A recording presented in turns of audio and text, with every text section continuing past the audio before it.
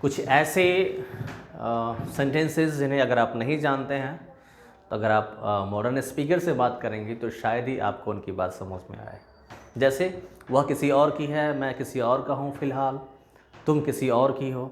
अगर इसे आप अंग्रेज़ी में बोलना चाहेंगे तो कैसे बोलेंगे? ठीक है, इसे हम कहेंगे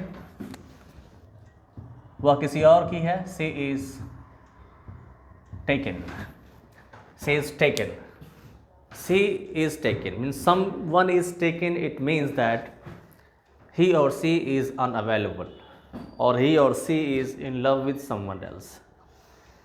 यानी कोई व्यक्ति जब अनअवेलेबल हो आपके लिए, है ना, यानी वो किसी और के साथ प्रेम में हो, तो हम ऐसा कह सकते हैं she is taken, I am taken for now, he is taken, मैं किसी और का हूँ फ़िलहाल, I am taken for now, तुम किसी और की हो, यू आर टेकन, वह किसी और की है, शी इज़ टेकन। इस तरह से हम यूज़ कर सकते हैं।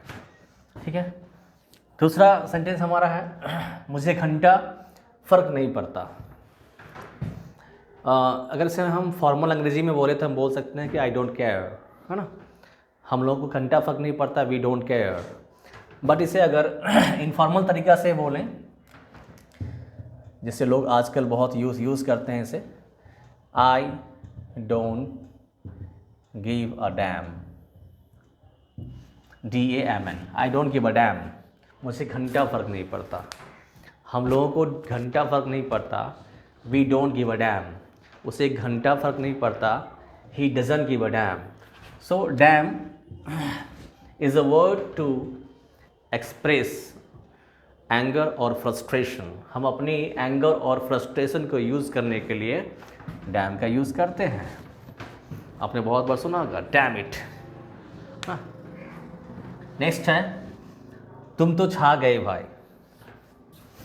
आगे बढ़ने से पहले अगर आप हमारे चैनल पर नए हैं तो हमारे चैनल को सब्सक्राइब ज़रूर कर लीजिएगा, अगर आप अंग्रेजी के मास्टर या फिर हीरो बनना चाहते हैं तो। तुम तो छा गए भाई, तुमने हिला डाला, तुमने फाड़ डाला, ऐसा हम बहुत बार बोलते होंगे।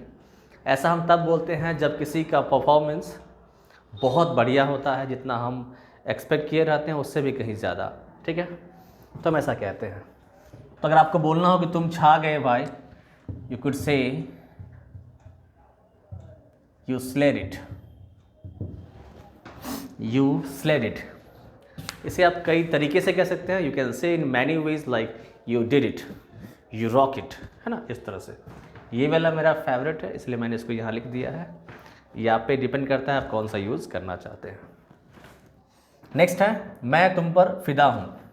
अच्छा, स्ले का एक फॉर्मल यूज़ भी है। स्ले मीन्स होता है गले काट कर किसी को मार डालना, हो ना, बट ये इनफॉर्मल में स्ले का मतलब होता है कोई चीज़ जब छा जाते हैं, इट मीन्स कोई चीज़ आप बहुत बढ़िया तरीके से करते हैं, तो ऐसा हम कहते हैं। मैं तुम पर फिदा हूँ, मैं तुम्हारा दीवाना हूँ, ठीक है ना, आई एम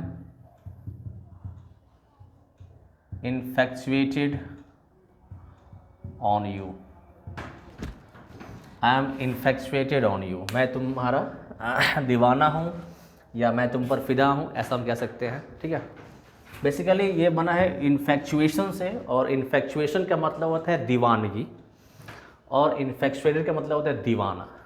तो जब हम किसी चीज़ का दीवाना होते हैं या किसी व्यक्ति का दीवाना होते हैं तो बेसिकली जो क्या होता है, अट्रैक्शन होता है। ठीक है ना, वो लव नहीं होता है। अगर आप किसी का दीवाना है तो अट्रैक्शन है, और अट्रैक्शन जो होता है वो शॉर्ट पीरियड ऑफ टाइम होता है, कुछ समय के लिए होता है। ठीक है, तो ऐसा हम कह सकते हैं कि वह तुम्हारी दीवानी है, शी इज़ इन्फेक्चुएटेड ऑन यू। इस तरह से हम बहुत सारे सेंटेंसेस यूज़ कर सकते हैं।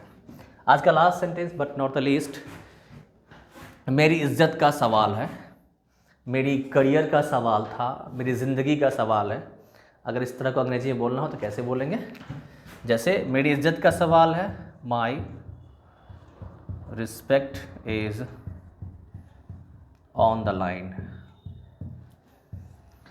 My respect is on the line. On the line का मतलब होता है कोई चीज़ अगर ऑन द लाइन है, इट मीन्स कोई चीज़ एट हाई रिस्क, है ना, एट सीरियस रिस्क, कोई चीज़ बहुत हाई रिस्क पर है, कुछ भी हो सकता है। ठीक है, जैसे बोलना हो कि मेरी करियर का सवाल था, my career was on the line.